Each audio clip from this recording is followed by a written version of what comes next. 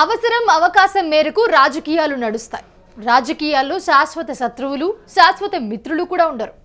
అప్పటికీ ఉన్న అవకాశం మేరకు రాజకీయ నాయకులు, రాజకీయ పార్టీలు మారడం సహజం.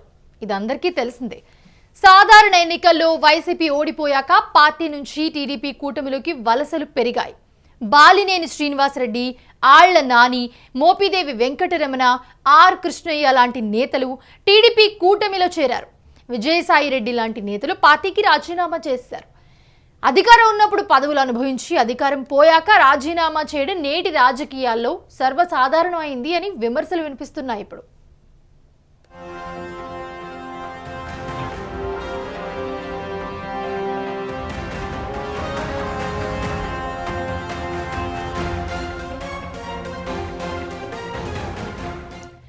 అయితే తాజాగా వైసీపీకి చెందిన మాజీ మంత్రి తన పాత పార్టీ బీజేపీలోకి వెళ్లిపోయేందుకు రంగం రెడీ చేసుకుంటున్నట్లుగా తెలుస్తోంది.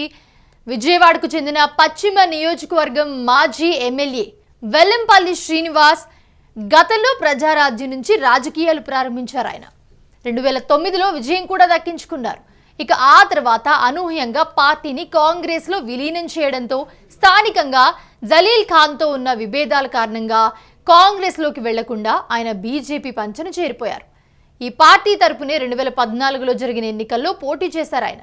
అయితే ఆ ఎన్నికల్లో వెల్లంపల్లి పరాజయం పాలయ్యారు.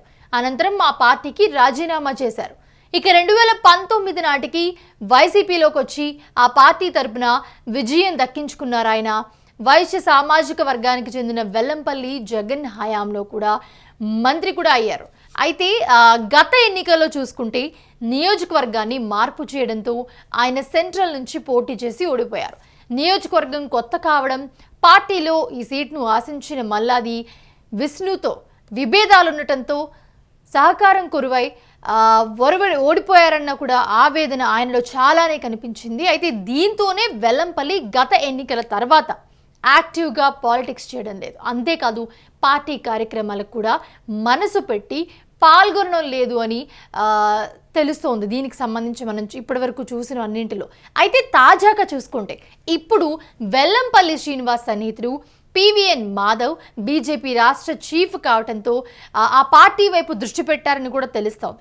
ఇటీవల చూసుకుంటే అత్యంత రహస్యంగా మాధవ్తో ఆయన హైదరాబాద్లో భేటీ అయినట్లు కూడా సోషల్ మీడియాలో ప్రచారం జరిగింది.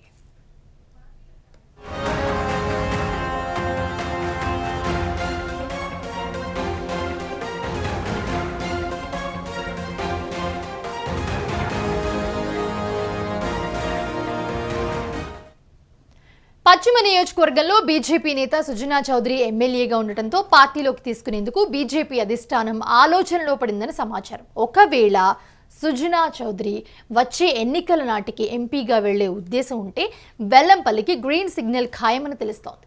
మరి ఏం జరుగుతుందో వేచి చూడాల్సిందే.